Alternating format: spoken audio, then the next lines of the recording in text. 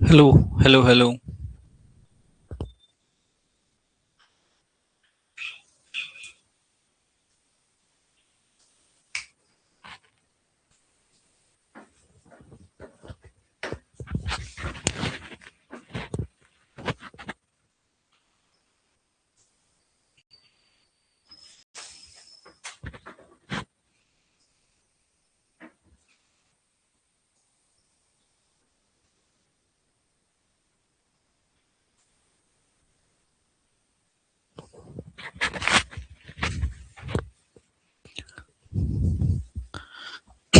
Hello, hello.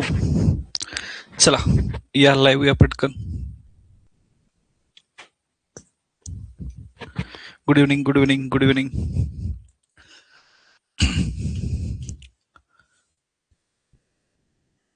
चला 2 मिनिटात सेशनला सुरुवात करूया.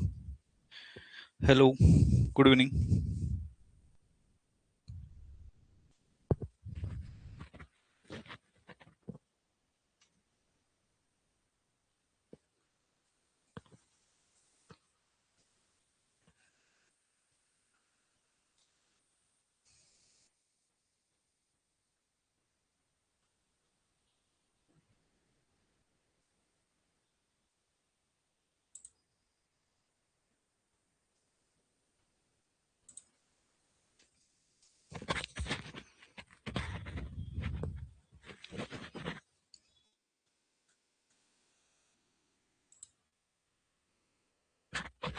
चला या पटकन लाईव्ह सुरुवात करूया सेशनला.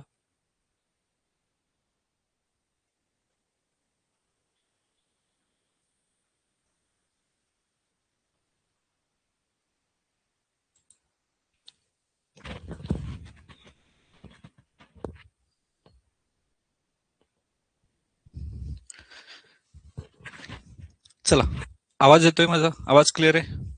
दिसतंय? स्लाइड दिसतायत?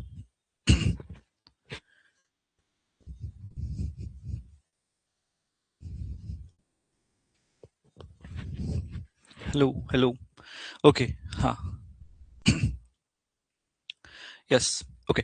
तर चला सुरुवात करूया सेशनला. तुमचं पुन्हा एकदा स्वागत करतो आपल्या सामान्य विज्ञान स्टेट बोर्डमध्ये.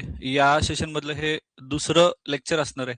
पहिलं लेक्चर जे आहे ते आपण इयत्ता 5वी जे आहे, इयत्ता 5वीचं स्टेट बोर्ड जे आहे ते 2 भागामध्ये म्हणजे आधीचा सिलेबस, ओल्ड सिलेबस आणि न्यू सिलेबस याच्यानुसार स्टेट बोर्ड जे आहे ते आपण कव्हर केलं होतं. आजच्या सेशनमध्ये आपल्याला इयत्ता 6वीचं विज्ञान जे आहे ते कव्हर करायचं आहे, स्टेट बोर्ड. ज्याच्यामध्ये ऑब्जेक्टिव्ह जे महत्वाच्या गोष्टी आहेत त्या आपल्याला बघायचं आहे. इथं 2 पुस्तकं तुम्हाला दिसत असतील. हे आहे आत्ताचं पुस्तक सामान्य विज्ञान इयत्ता 6वीचं आणि हे आहे जुन्या अभ्यासक्रमामधलं पुस्तक 4 सामान्य विज्ञान इयत्ता 6वी. आपल्याला हे दोन्ही गोष्टी ज्या आहेत त्या महत्वाच्या समजून घ्यायच्या आहेत. जवळपास 107 ते 8 हे की पॉइंट याच्यावरती काढलेले आहेत. याच्यावरती आपण सुरुवात करताना काही महत्वाचे ज्या गोष्टी आहेत त्याच्यावरती मी सांगेल.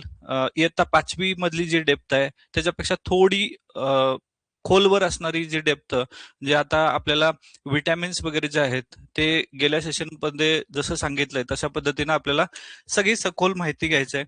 काही महत्वाचे कीवर्ड मी सांगेल, काही लॉजिक सांगेल आणि या सेशनमध्ये आपल्याला जे सगळं पाहायचं आहे ते विथ पिक्चर्स जे आहेत आणि लॉजिक अँड ट्रिक्सच्या सहाय्यानं पाहायचं आहे.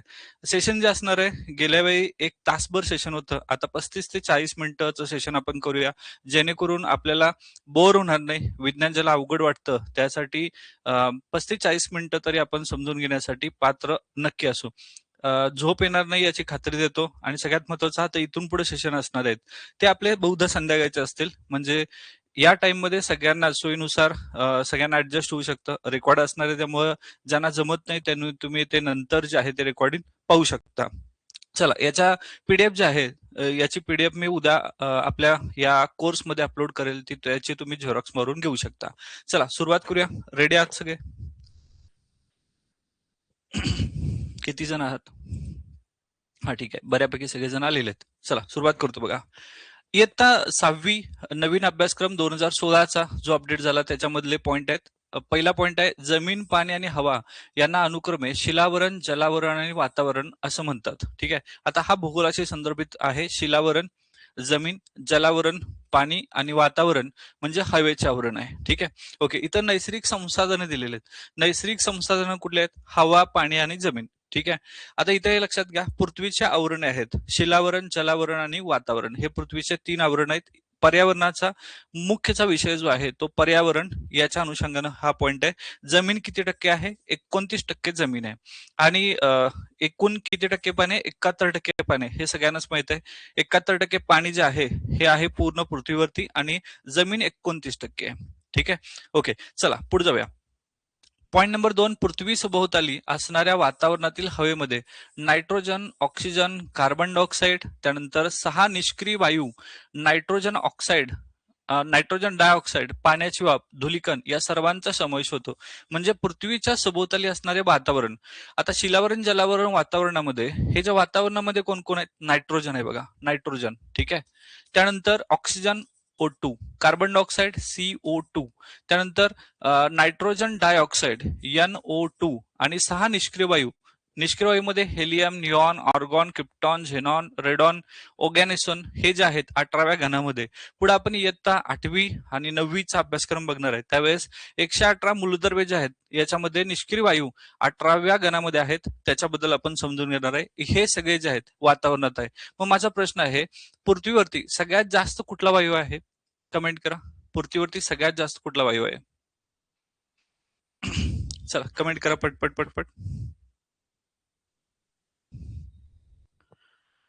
पृथ्वीवर सगळ्यात जास्त कुठला वायू आहे? राईट, नायट्रोजन आहे. ठीक आहे. आणि आपण ज्यावेळेस श्वसन करतो त्यावेळेस सगळ्यात जास्त कुठला वायू आपण श्वसनामध्ये, श्वासामध्ये आत घेतो? श्वासामध्ये आपण सगळ्यात जास्त कुठला वायू आत घेतो? नायट्रोजन. राईट. ठीक आहे. म्हणजे आपण नायट्रोजन 78% घेतो, ऑक्सिजन 21% घ्यायला लागलोय. म्हणजे पृथ्वीवरती सगळ्यात जास्त कुठला आहे? नायट्रोजन आहे, हे समजावून घ्या. ओके, तर हे सगळे जे आहेत ते वातावरणातील महत्वाचे घटक आहेत. ठीक आहे. त्याचसोबत पाण्याची वाफ आहे, धुलीकण आहेत, या सगळ्यांचा समावेश होतो. ठीक आहे. पुढचा पॉईंट नंबर 3, तपांबरामध्ये हवेतील एकूण वायूच्या सुमारे 80% वायू असतात. आता हे तपांबर आहे बघा. आता ज्यावेळेस आपण पुढे बघणार आहे त्यावेळेस याची व्याप्ती जी आहे ते भूगोलामध्ये, जसं की पहिला जो थर आहे तपांबर, तपांबर. त्यानंतर दुसरा जो आहे, दुसरा स्तर हा स्थितांबर आहे, स्थितांबर. त्यानंतर पुढचा स्तर जो आहे मध्यांबर आहे. त्यानंतर पुढचा स्तर वरचा आयनांबर आहे. आणि त्या पुढचा स्तर हा बाह्यांबर आहे, बाह्यांबर. ठीक आहे. तर हे जे आहेत हे स्तर आहेत बघा. तपांबर, स्थितांबर, मध्यांबर, आयनांबर आणि बाह्यांबर. याच्यासाठी ट्रिक्स आहे. तसा मी आबा, बाप तसा बेटा, कुंभार तसा लोटा, अशी मराठीमध्ये म्हण आहे. तसं इथं असं आहे की तसा मी आबा. त फॉर तपांबर, स फॉर स्थितांबर, म फॉर मध्यांबर, आ फॉर आयनांबर आणि बा फॉर बाह्यांबर. मला सांगा, हे तपांबर जे आहे ते 0 ते किती किलोमीटरवर असतं रे? 0 ते किती किलोमीटरवर आहे तपांबर?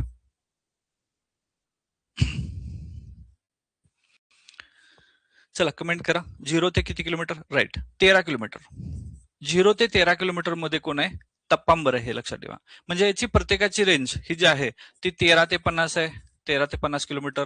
ही 50 ते 80 किलोमीटर आहे. ही 80 ते 500 किलोमीटर आहे. आणि ही 500च्या पुढे आहे. हे सगळं जे आहे ते पर्यावरणाचा मुख्यचा विषय, तसा मी आबा आणि भूगोलाचा प्रिलियमचा विषय, हे समजून घ्या.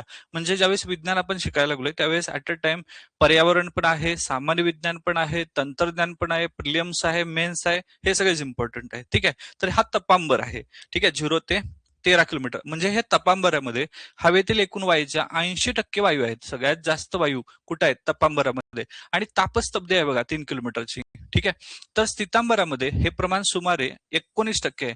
कारण तपांबरानंतर दुसरं कुठलं आहे? स फॉर स्थितांबर. स्थितांबर मध्ये वायू किती टक्के आहेत? तर 19% आहेत. आणि इथे किती आहेत? 80% आहेत. डायरेक्ट थेट प्रश्न जे आहेत विचारलं जातं. आणि हे सगळं जे कुठं आहे? स्टेट बोर्ड इयत्ता 6वी मध्ये आहे, लक्षात घ्या. ठीक आहे. पुढं बाह्यांबर आणि यापुढे वायू आढळत नाहीत. म्हणजे बाह्यांबर सगळ्यात वरचा स्तर कुठला आहे? तसा मी आबा, बा फॉर बाह्यांबर. बाह्यांबर किती? 500 किलोमीटर पेक्षा जास्त. ओके, किलोमीटर पेक्षा जास्त. तिथं काय नाही, वायू आढळत नाहीयेत. ठीक आहे. पुढचा पॉईंट आहे 5वा. वातावरणाच्या स्थितांबर या थराच्या खालच्या भागात ओझोनचा थर आहे, ओझोन वायूचा थर आहे. ओके, कुठं आहे तो? स्थितांबर थराच्या खालचा. स्थितांबर म्हणजे कुठं? बघा परत एकदा त सा मी आ बा. आता हे तपांबर स्थितांबरच्या खालच्या थरात सांगितले. म्हणजे तपांबर किती आहे? 0 ते 13 किलोमीटर आणि इथं 13 ते 50 किलोमीटर आहे. राईट. मग ही जे याच्यामध्ये कोण आहे? O3 ओझोनचा थर आहे. मला सांगा कमेंट मध्ये की ओझोनचा थर पृथ्वीपासून किती किलोमीटर पर्यंत अंतरावरती आहे? किती ते किती?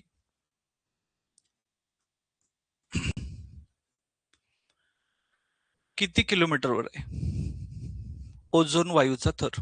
चला कमेंट करा.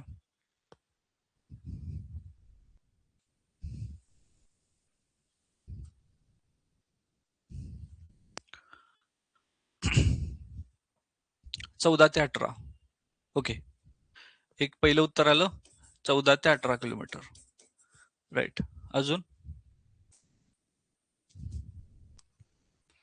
ओके, आता ह्याची रेंज जी आहे ती प्रत्येक पुस्तकामध्ये वेगवेगळी सांगितलेली आहे. अप्रॉक्सिमेट ही या स्तराच्या वरती सुरू होते, म्हणजे 13 पासून, म्हणजे कधी कधी काही काही पुस्तकात 14 ते 18 दिलेले आहे, काही पुस्तकात 16 ते 20 दिलेले आहे. ठीक आहे. आणि याच्यावरती प्रश्न एक आहे, जागतिक ओझोन दिवस. जागतिक ओझोन दिवस कधी असतो रे? जागतिक ओझोन दिन, चला सांगा. जागतिक ओझोन दिवस 16 सप्टेंबर. हा, राईट. 16 सप्टेंबर हा आहे जागतिक ओझोन वायू दिवस. ठीक आहे. तर याच्यावरती प्रश्न येतात बऱ्याच वेळेला, हे लक्षात ठेवा. आता हे स्थितांबरच्या थराच्या खालच्या भागात ओझोनचा थर आहे, ओझोन O3 आहे. ओके, पुढे जाऊया. 6वा पॉईंट आहे, सूर्यापासून येणारी अतिनील किरणे सजीवांसाठी हानिकारक असतात. ही किरणे ओझोन वायू जो आहे तो शोषून घेतो, त्यामुळे पृथ्वीवरील सजीवांचं रक्षण होतं. म्हणजे ओझोन काय करायला लागले? सूर्याची अतिनील किरणं जे आहेत, अल्ट्राव्हायलेट रेज, हा शोषून घ्यायला लागलाय.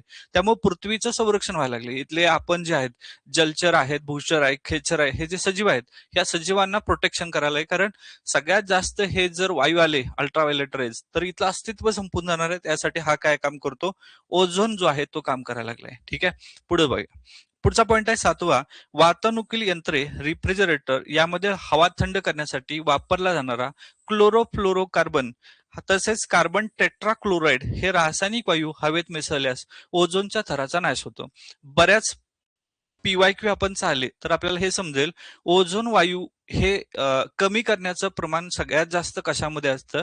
रिफ्रिजरेटरमध्ये. ठीक आहे. म्हणजे शीत कपाट याच्यामध्ये कुठला वायू आहे? तर हा आहे क्लोरोफ्लोरोकार्बन. हे लक्षात ठेवा. CFC आपण म्हणतो याला, क्लोरोफ्लोरोकार्बन. ऑप्शन मध्ये हा एक असणार आहे. आणि अजून एक आहे कार्बन टेट्राक्लोराइड. हे दोन लक्षात ठेवा, कार्बन टेट्राक्लोराइड आणि क्लोरोफ्लोरोकार्बन. मग मला कमेंट करा, शीत कपाटामध्ये कुठला वायू असतो? शीत कपाटामध्ये कुठला वायू असतो? चला कमेंट करा.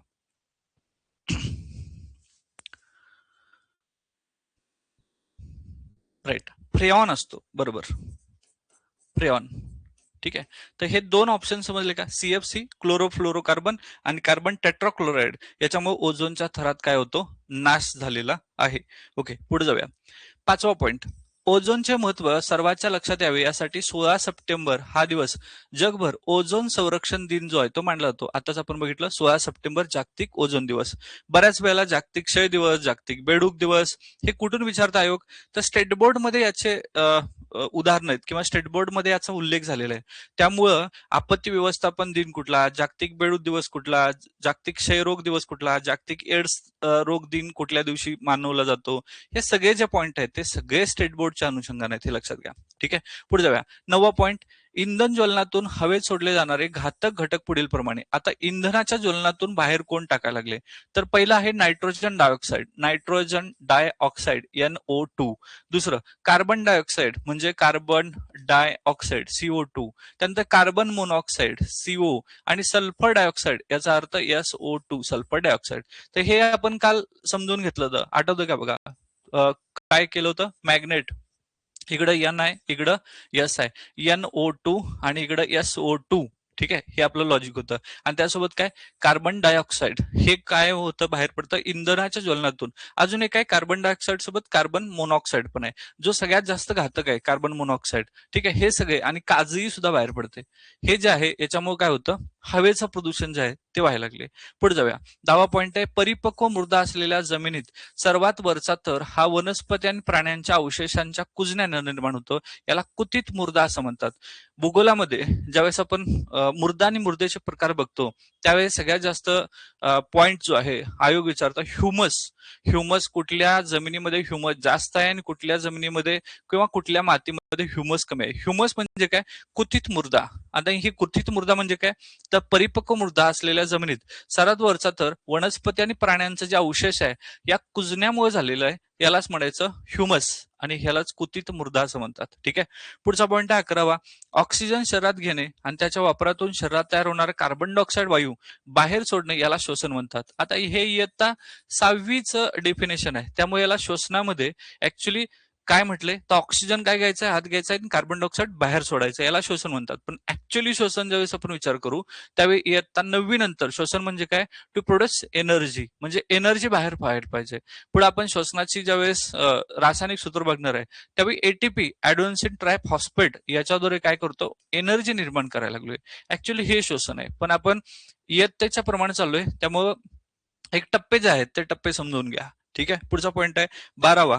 प्राण्यांच्या शरीरात होणाऱ्या अनेक क्रियामधून निरुपयोगी टाकाऊ पदार्थ तयार होतात, त्यांना उत्सर्ज किंवा उत्सर्ग असं म्हणतात. म्हणजे आपल्या बॉडीमधून टाकाऊ पदार्थ जे आहेत तयार व्हायला लागले. फॉर एक्झाम्पल नायट्रोजन युक्त कार्बनी पदार्थ किंवा घाम असेल किंवा मूत्र आहे, याच्यामधून आपण काय बाहेर टाकतो, नायट्रोजन असणारे कार्बनी पदार्थ बाहेर टाकायला लागलोय, ज्याचं रूपांतर अमोनियामध्ये व्हायला लागले किंवा अमोनियाचं रूपांतर युरियामध्ये व्हायला लागले. हे सगळं जे आहे आपण बाहेर पडतो, टाकतो, टाकाऊ पदार्थ मल बाहेर टाकतो. ठीक आहे, पुढे याची विस्तृत माहिती इयत्ता 9वी मध्ये दिलेली आहे. 13वा पॉईंट आहे, सभोवताली घडलेली घटना म्हणजे चेतना, त्यामुळे सजीवांना केलेली हालचाल म्हणजे प्रतिसाद होय. या चेतनेला जो प्रतिसाद दिला असतो त्या क्षमतेला चेतना क्षमता असं म्हणतात. आता ही चेतना क्षमता म्हणजे काय, ही 2-4 पोरं आहेत, हा याला डिवचायला लागलाय. समजा यानं याला डिवचलं किंवा चिमटा काढला तर हा काय म्हणणार, आई ग. ठीक आहे, म्हणजे थोडस पोटाला जरी असं स्पर्श केलं तर गुदगुल्या निर्माण होतात. म्हणजे चेतनेला दिलेला प्रतिसाद म्हणजेच काय, चेतना क्षमता. क्लिअर झालं. इयत्ता 6वी मध्ये याची डेफिनेशन आहे चेतना क्षमता, चेतनेला दिलेला प्रतिसाद म्हणजे चेतना क्षमता आहे. ओके, त्यानंतर पुढे जाऊया. इथं 14वा पॉईंट काय, सजीव ज्या लहान लहान घटकांनी बनलेले असतात त्यांना पेशी असं म्हणतात. आता इथं इयत्ता 6वीला पहिल्यांदा सेल असा उल्लेख झालेला आहे बघा. सेल म्हणजे काय, तर सजीव ज्या लहान घटकांनी बनलेला आहे. मग सगळ्यात लहान सेल कुठली आहे, मायकोप्लाझ्मा गॅलेसेप्टियम. आणि सगळ्यात मोठी सेल कुठली आहे, शामृगाचं अंड, जे 18 सेंटीमीटरचं आहे. ठीक आहे, तर हे एवढं महत्वाच्या गोष्टी आहेत. आता इथं श्वसन ज्यावेळेस उल्लेख होतो त्यावेळेस इथं श्वसन संस्था आहे बघा. गेल्या वेळेस इयत्ता 5वी मध्ये इथं श्वासपटल आहे, श्वासपटल. त्यानंतर इथं बघा श्वासनिका आहे, इथं श्वसन नलिका. ठीक आहे,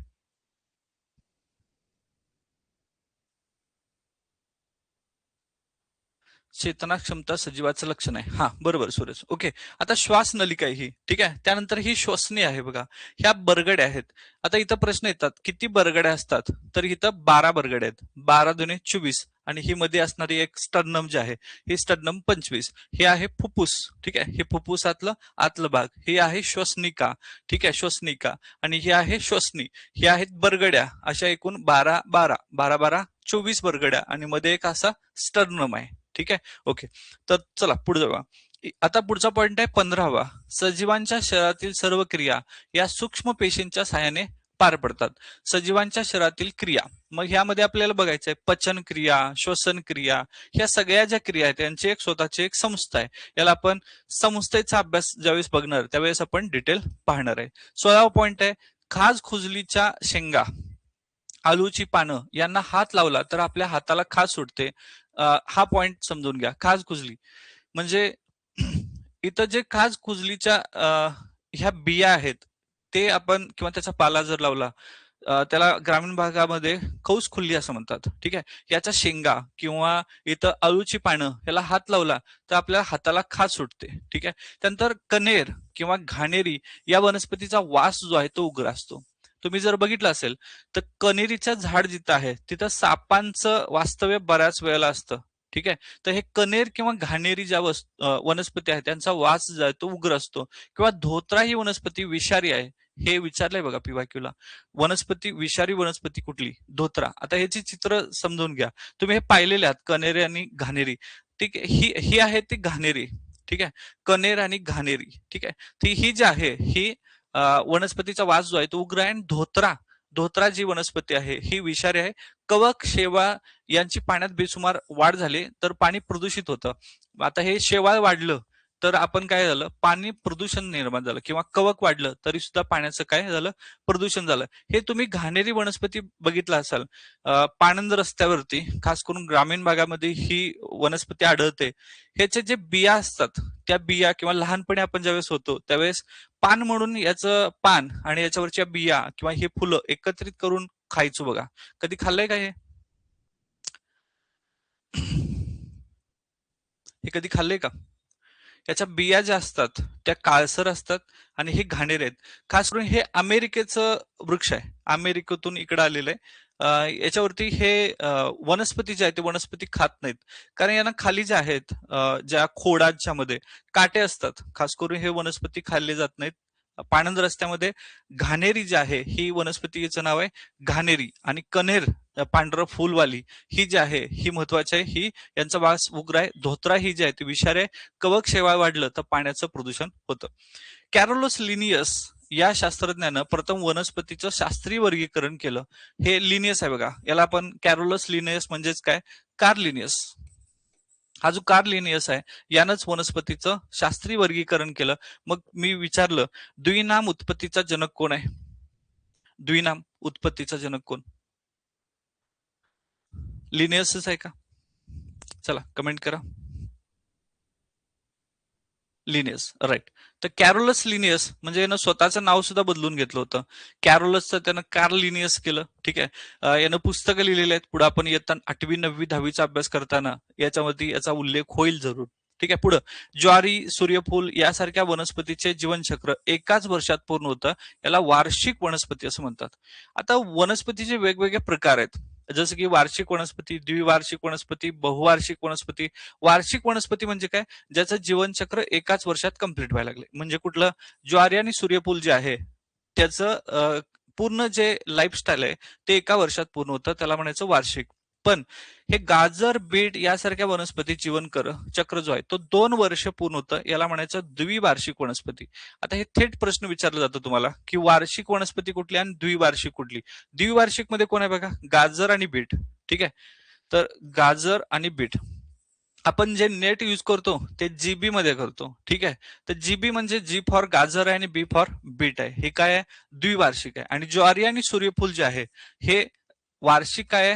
जसं तसं एका वर्षापर्यंत आहे. ज्वारी आणि सूर्यफूल, जी फॉर गाजर आणि बी फॉर कोण आहे, बीट. ठीक आहे. हे कुठले, द्विवार्षिक. जास्वंद, कनेर ही झुडपे आहेत बरं का. झुडपाची डेफिनेशन काय माहिती का?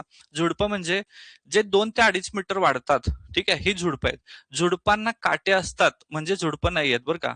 म्हणजे काटे असणारी ती झुडपं आहेत. पण प्रत्येक वेळेस झुडपाला काटच असायला पाहिजेत असं अजिबात नाही आहे. ठीक आहे. झुडपं ही 2-2.5 मीटर वाचतात. त्यांची खोडं जी आहेत ती टणक आहेत. जर असं असेल तर झुडूप आहे. म्हणजे जास्वंदीचं झुडूप आहे का? येस. पण जास्वंदीच्या झाडाला काट नाहीयेत. पण त्यांच्या उंचीवरून ठरतं ते झुडूप आहे की नाही. त्यामुळे जास्वंदीचं झुडूप असतं. कनेरचं झाड असतं आपण म्हणतो, पण त्याला झुडूप म्हणतात कारण झुडपाच्या व्याख्येमध्ये काय, 2 ते 2.5 मीटर वाढतं. ठीक आहे. त्यानंतर आंबा, गुलमोहर जे आहेत असे वृक्ष अनेक वर्ष जगतात. म्हणजे ह्याला बहुवार्षिक वनस्पती म्हणतात. आंबा, चिंच हे जे आहेत खूप वर्ष जगतात म्हणून याला बहुवार्षिक. गुलमोहरचं झाड बघितलं असेल तुम्ही, त्यांची फुलं जी आहेत ते खूप मनमोहक आणि रंगीत असतात. हे गुलमोहर. त्यानंतर जगात सर्वात मोठं फुल रॅप्रेशिया आर्नोल्डी हे जे आहे ते इंडोनेशिया मधलं आढळतं.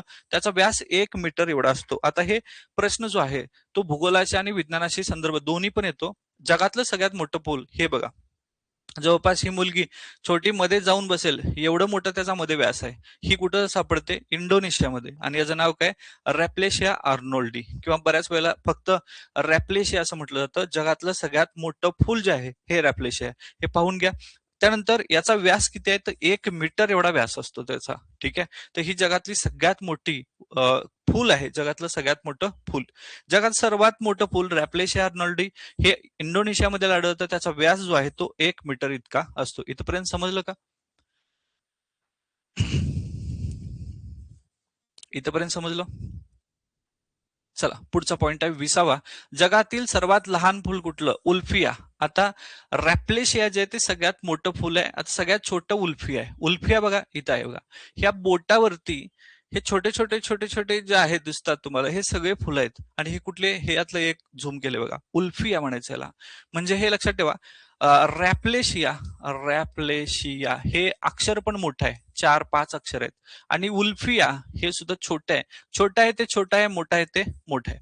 तुम्हाला प्रश्न आहे, जगातलं सगळ्यात उंच वनस्पती कुठले आहे? कमेंट करा बघू. जगातलं सगळ्यात उंच वनस्पती कमेंट करा.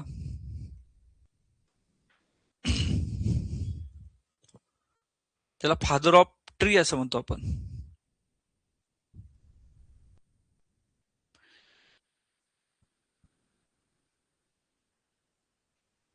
निलगिरी. बर, चला अजून. निलगिरी नाही. अजून कुठलं आहे? सिक्विया नावाची वनस्पती बघा. सिक्विया फादर ऑफ फॉरेस्ट म्हणतात सिक्वियाला. ठीक आहे, हा राईट. सिक्विया. सिक्विया लक्षात ठेवा. ओके. आता हे उल्फिया आणि रॅप्लेशिया हे दोन लक्षात ठेवा. पुढे 21वा पॉइंट आहे, पाठीचा कणा असलेल्या व नसलेल्या प्राण्यांचे पृष्ठवंशी आणि अपृष्ठवंशी असे दोन गट पडतात. पृष्ठवंशी म्हणजे पाठीचा कणा आहे, अपृष्ठवंशी म्हणजे नॉन कार्डेट्स आहे, त्याला पाठीचा कणा नाहीये. ठीक आहे. त्यानंतर बेडूक, सॅलमेंडर आणि टोड हे प्राणी जमीन आणि प्राणी या दोन्हीवरती ठिकाण राहतात, म्हणून याला उभयचर असं म्हणतात. उभयचर म्हणजे काय? तर उभयचर म्हणजे जमीन आणि पाणी या दोघांच्या वरती त्याचा अधिवास आहे. असे कोण आहेत? बेडूक, सॅलमेंडर आणि टोड.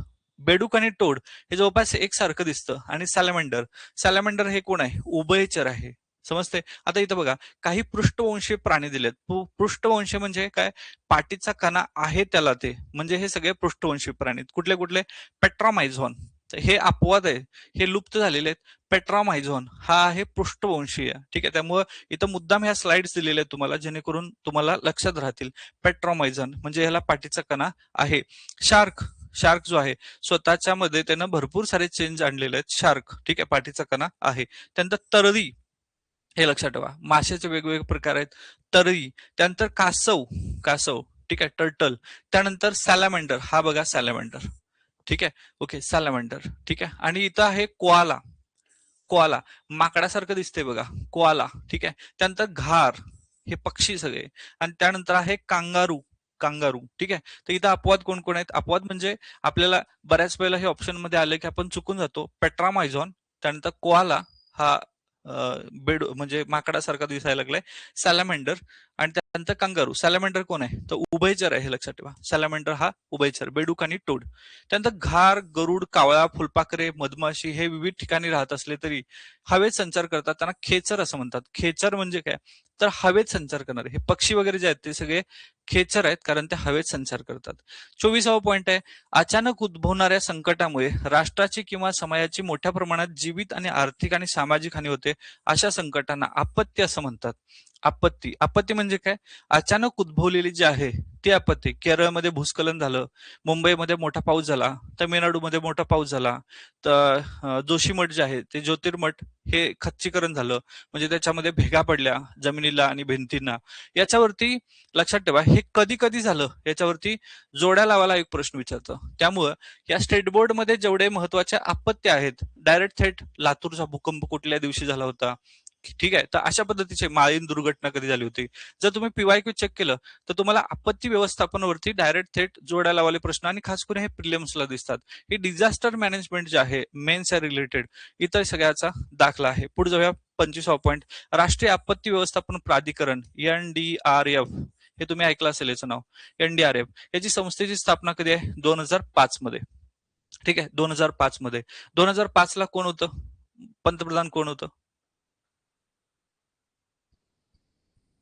हा, पुणे जिल्हा मालिनगाव दरड कोसळली होती 30 जुलैला, राईट, 2014ला. 2005 मध्ये पंतप्रधान कोण होतं यांच्या काळात? हे NDRF, राष्ट्रीय आपत्ती व्यवस्थापन प्राधिकरण निर्माण झालं होतं. मनमोहन सिंग, राईट, मनमोहन सिंग. ठीक आहे. 2004ला सरकार आलं होतं, 5ला त्यांनी NDRF. आता सुद्धा जिथं जिथं आपत्ती दिसते तिथं आपल्याला NDRF जे आहे ते काम करताना दिसते. पुढचा पॉईंट आहे 26वा. सापाच्या जवळजवळ 2000 जाती आहेत, त्याच्यापैकी फक्त नाग, मण्यार, फुरसे, घोणस, समुद्री सर्प या सापांची जाती विषारी आहेत, हे लक्षात ठेवा. सगळ्यात जास्त विषारी जो आहे तो मण्यार आहे, मण्यार. ठीक आहे. आणि आपला सगळ्यात महत्वाचा कोब्रा, ठीक आहे, इंडियन कोब्रा आपण म्हणतोय. हा प्रश्न एक लक्षात घ्या की आतापर्यंतचे जे रेकॉर्ड आहे ते कोब्रा सगळ्यात जास्त मोठा कोब्रा याचा रेकॉर्ड तोडलेला आहे. आणि भारतीय कोब्रा जो आहे तो सगळ्यात मोठा कोब्रा जो आहे, 18 मीटर उंचीचा, म्हणजे जवळपास 50 फूट उंचीचा जो आहे तो कोब्रा आहे. त्याचं नाव काय आहे हे मला सांगा. ठीक आहे, तुम्ही सर्च करा याच्यावरती. नुकताच त्याचे अवशेष जे आहेत ते अवशेष पाहायला मिळालेले आहेत. म्हणजे 50 फूट उंच नाग कोब्रा. म्हणजे कोल्हापूरमध्ये किंवा तुमच्या भागामध्ये 21 फुटी गणपती आहे. 21 फूट गुणिले 21 फूट 42 फूट, त्याच्यावरती आणि 9 फूट एवढा मोठा कोब्रा जो आहे तो कोब्रा होता. आणि तो भारतातलं अस्तित्व होतं त्याचं नाव जे आहे ते कमेंट करा. चला पुढे जाऊ. हे 26वा पॉईंट झाला. 27वा पॉईंट बघूया. बर्फाला उष्णता दिली. वासुकी, राईट. हे नाव लक्षात ठेवा. हा सध्या करंटचा मुद्दा आहे. वासुकी. वासुकी नाग 50 फुटाचा होता. ठीक आहे. आणि हा जो आहे भगवान शंकराच्या गळ्यामध्ये होता. ठीक आहे. म्हणजे विचार करा, भगवान शंकराचं जे ज्याला आपण म्हणूया ना की गर्दन, मान, ही केवढी मोठी असेल बघा. कारण हा वासुकी गळ्याभोवती लपेटून बसलेला होता वासुकी, आणि तो 50 फुटाचा होता. म्हणजे भगवान शंकराचं मान केवढी मोठी असेल इमॅजिन करा. ठीक आहे, ओके. आणि भगवान शंकराने जे ज्याला आपण म्हणूया की कंठ स्नान, समुद्र मंथन होताना ज्यावेळेस विष प्राशन कोण करणार, त्यावेळी दैत, असुर आणि देव जे आहेत ते सगळे एकत्रित जमले होते. आणि ज्यावेळेस पहिल्यांदा विष प्यायचं होतं त्यावेळेस विष प्यायला कोणी सुद्धा होकार दिला नाही. त्यावेळेस भगवान शिवाने असं सांगितलं की मी विष जे आहे ते ग्रहण करतो. आणि मग त्याने ते विष ग्रहण केलं होतं आणि हे कंठामध्ये जे आहे ते कंठामध्ये साठवून ठेवलं होतं. आणि त्यावेळेस विष जे आहे त्याची मात्रा ज्यावेळेस चढायला लागली त्यावेळेस पूर्ण बॉडी जी आहे त्याची गरम व्हायला लागली. आणि ज्यावेळेस सगळे देव आणि दैत्य हे सगळे पाहत बसले होते त्यावेळेस मग चमत्कार झाला. आणि त्याच्यावरती सगळ्यात महत्वाचं, पूर्ण बॉडी जी आहे ती कंट्रोल करण्यासाठी त्यांच्यावरती काय महत्वाचं होतं, पाणी हे महत्वाचं होतं. म्हणून शिवाची जिथं जिथं मंदिर आहेत भगवान शिवाची तिथं तिथं तुम्ही पाणी जे आहे वरून सोडत असतात थेंब थेंब. म्हणजे भगवान शिवाला प्रसन्न केल्यासारखं आहे. म्हणजे विचार करा की केवढं खतरनाक असेल हे सगळं. ठीक आहे, चला पुढे जाऊ. 27. बर्फाला उष्णता मिळाली की तो वितळू लागतो, म्हणजेच त्याचे पुन्हा द्रवात रूपांतर होतं. याला विलयन असं म्हणतात. म्हणजे बर्फाचं विलयन 0 डिग्री सेल्सिअसला होतं. ठीक आहे. आणि म्हणजे पाण्याचा गोठणबिंदू आणि विलय बिंदू जो आहे तो एकच आहे. आता हे लक्षात ठेवा, उत्कलनांक म्हणजे काय? उत्कलनांक इंग्लिश नाव काय उत्कलनांकांचं? तर मेल्टिंग पॉइंट. ठीक आहे. त्यानंतर विलयन बिंदू म्हणजे काय? Boiling point. गोठण बिंदू म्हणजे काय? Freezing point. आणि संगणन म्हणजे काय? कंडेन्सेशन. ठीक आहे. तर हे इंग्लिश मध्ये लक्षात ठेवा. ओके. तर उत्कलन बिंदू, विलयन बिंदू, फ्रीजिंग पॉइंट आणि संगणन पॉइंट म्हणजे कंडेन्सेशन. याच्यावरती ट्रिक्स काय? तर मेरा भैया चला, सॉरी, हे गोटन म्हणजे कंडेन्सेशन, हे आहे फ्रीजिंग. ठीक आहे. आता इथं ज्यावेळेस आपण विचार करू त्यावेळेस हे उत्कलन बिंदू, विलयन बिंदू, गोठण बिंदू आणि संगणन बिंदू यावेळेस आपण ज्यावेळेस विचार करणार तर इयत्ता 8वीच्या स्टेट बोर्ड मध्ये याचा पूर्ण रेफरन्स आपण तिथं डिटेल बघणार आहे. काय आहे नेमकं? तर बघा, ज्यावेळेस आपण बर्फ आहे, हे बर्फ म्हणजे ह्या स्थायू आहे. त्यानंतर याचं झालं द्रव आणि याचं झालं वायू. ज्यावेळेस आपण हीट त्याला देणार आहे, हीट अशी देतो त्यावेळेस स्थायूचं रूपांतर द्रवात होतं. ठीक आहे. त्यानंतर द्रवाला हीट देतो त्यावेळेस वायूमध्ये होणार आहे. पण जर त्याची हीट काढून घेतली, म्हणजे अपोजिट हा डेल्टा, त्यावेळेस हीट काढून घेतली तर त्याचा द्रव होईल. आणि द्रवामधून हीट काढून घेतली तर त्याचा वायू होईल. ठीक आहे. म्हणजे हा जो पॉइंट आहे हा आहे मेल्टिंग पॉइंट, त्यानंतर बॉइलिंग पॉइंट, त्यानंतर कंडेन्सेशन आणि फ्रीजिंग पॉइंट. ठीक आहे. पण काही वेळेला स्थायूमध्ये उष्णता दिली असता थेट त्याचं द्रवात रूपांतर न होता वायूमध्ये रूपांतर होतं. अशा क्रियेला काय म्हणतात? संप्लवन असं म्हणतात. संप्लवन. ठीक आहे. आणि याचे वेगवेगळे पॉइंट आहे. इयत्ता 6वी मध्ये याचा संदर्भ इथं दिलाय बघा. गोठलेला कार्बन डायऑक्साईड, शुष्क बर्फ जो आहे कार्बन डायऑक्साईड CO2, हा आईस्क्रीम तयार करताना व थंड ठेवण्यासाठी उपयोग होतो. ठीक आहे. गोठलेला कार्बन डायऑक्साईड म्हणजे शुष्क बर्फ. ठीक आहे. हा आईस्क्रीम तयार करण्यासाठी किंवा थंड ठेवण्यासाठी उपयोगी ठरतो. त्यानंतर द्रवरूप नायट्रोजनचा उपयोग. नायट्रोजन आहे पण कुठला आहे? द्रवरूप आहे. याचा रक्तपेशी आणि पेशीचे रेत टिकवण्यासाठी उपयोग होतो. IMP लक्षात ठेवा. हे रेत टिकवणे किंवा रक्तपेशी ब्लड सेल्स टिकवण्यासाठी काय वापरतात? तर नायट्रोजन नाही तर द्रवरूप नायट्रोजन वापरतात. ठीक आहे. म्हणजे जर विचारलं तुम्हाला सूर्य हा स्थायू, द्रव आणि वायू यापैकी कुठल्याने भरलेला आहे? सब्लिमिनेशन. ओके. हा.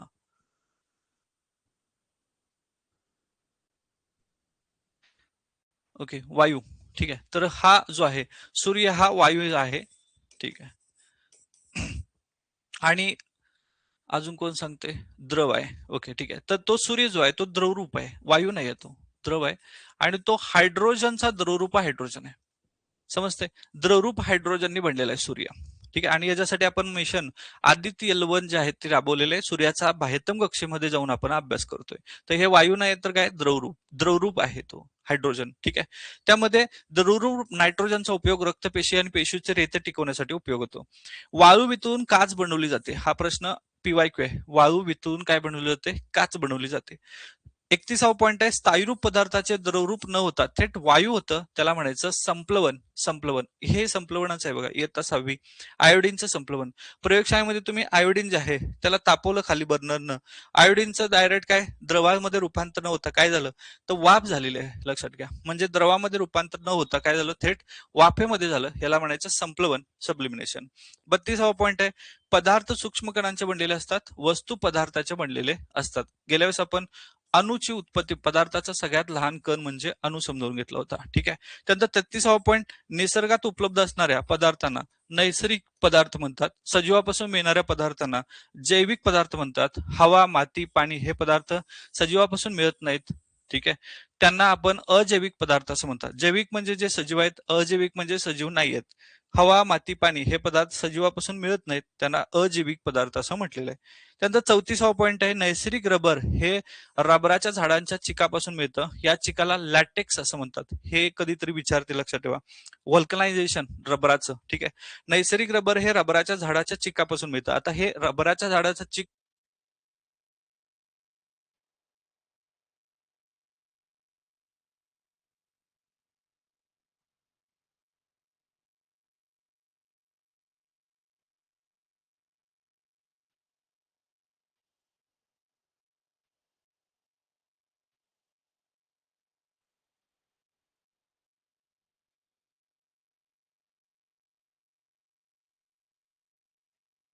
Hello hello hello. आवाज येतोय?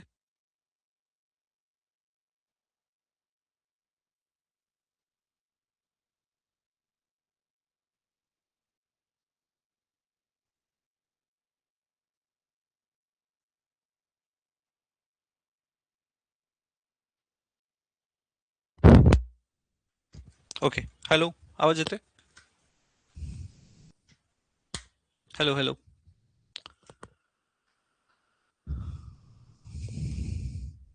हा. क्लिअर आहे? ओके. ठीक आहे. हा. चला, तेवढं सेल संपलं की तेवढं तो येतं प्रॉब्लेम. ठीक आहे. आता येतोय? हा. ठीक आहे. ओके. आता परत एकदा रबराच्या बद्दल सांगतो मी. रबराबद्दल आलो होते. तर नैसर्गिक रबर जे आहे ते रबरांच्या झाडाच्या चिकापासून मिळतं. ठीक आहे. ओके. आता हे जे इथं बघा, ते रबराची झाड आहेत, खास करून केरळमध्ये आहेत. हे रबराच्या झाडापासून हे पांढरं चिक मिळेल आहे. ह्याला काय म्हणायचं? चिकाला लॅटेक्स असं म्हणतात. इथं आहे बघा, लॅटेक्स. ठीक आहे. त्यानंतर 35वा पॉईंट आहे, 19व्या शतकामध्ये जे विलार्ड गिब्स या शास्त्रज्ञानं पदार्थाची वैशिष्ट्ये आणि त्याच्या अवस्थांतर आणि कणांच्या संरचनेवर अवलंबून असतात हे दाखवून दिलं. तो शास्त्रज्ञ कोण आहे? Willard Gibbs. गिब्स यानं पदार्थाची वैशिष्ट्ये जे आहेत ते अवस्थांतरवरती डिपेंड केलेले आहेत. ठीक आहे. ह्याचं नाव आहे विलार्ड गिब्स. गिब्सनं सांगितलंय. ठीक आहे. त्यानंतर पुढचा पॉईंट आहे, इथं बघा. चार्ल्स गुडियर च्या हातून रबर आणि गंधक याचे मिश्रण चुकून पेटत्या स्टोअर पडले. हा प्रयोग पद्धतशीरपणे करून त्याने व्हल्कनायझेशनचा शोध लावला. आता हे व्हल्कनायझेशनचा शोध लागला नाही तर काय झालं? त्याच्या हातून रबर आणि गंधक जे आहे ते चुकून स्टोअर पडलं. रबर आणि गंधक, आणि त्याच्यामध्ये त्याला कशाचा शोध लागला? व्हल्कनायझेशनचा शोध लागलेला आहे. ठीक आहे. त्यानंतर 36वा पॉईंट, रबर हा नैसर्गिक पदार्थ विशिष्ट झाडाचा चीक रस गोळा करून मिळतात. या झाडाचे नाव हेविया ब्राझिलियानिन्सिस. ठीक आहे, हे नाव लक्षात ठेवा. रबराचं शास्त्रीय नाव काय आहे? तर हेविया ब्राझिलियान्सिस. ठीक आहे, तर ब्राझील वरून तुम्ही लक्षात ठेवू शकता, ब्राझिलिया. ठीक आहे. आणि भारतामध्ये रबराचं सर्वात जास्त उत्पन्न जे आहे ते केरळ राज्यामध्ये घेतलं जातं. ही आहे तिथे दाखवलेली रबराची सगळी झाडं. आता 37वा पॉईंट आहे, कागद बनवण्यासाठी पाईन सारख्या सूचीपर्णी वृक्षांचा उपयोग होतो. आता हे लक्षात ठेवा, कागद बनवण्यासाठी पाईन सारखं सूचीपर्णी वर्ण, भूगोलामध्ये सूचीपर्णी वर्ण जे हे पाईन स्प्रूस वगैरे जे आहेत ते पाईनचा उपयोग होतो कागद बनवण्यासाठी. म्हणून आता अलीकडे जर बघितलं आपण तर कागद खूप कमी वापरतो. सगळंच काय झालंय, कागद विरहित झालेलं आहे सगळं. डिजिटलायझेशन मध्ये आपण पोहोचलेलो आहे. ठीक आहे. आता 38वा पॉईंट जो आहे तो, भारतामध्ये वर्तमानपत्रासाठी कागद तयार करणारा पहिला कारखाना कुठला, किंवा हे नेपाल लिमिटेड जे आहे ते आशियातलं सगळ्यात मोठा कारखाना जो आहे तो बनलेला आहे. त्यानंतर ह्या रिओन बद्दल आपण बोलणार आहे. हे सगळं आपण पुढच्या भागामध्ये बघूया. ठीक आहे. आता इथपर्यंत समजलंय का? इथपर्यंत क्लिअर आहे?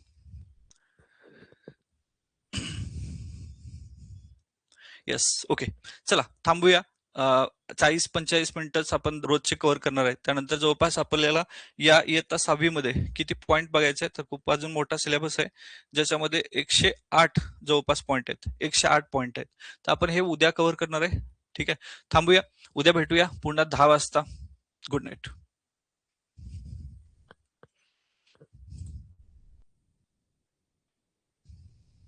चला, गुड नाईट.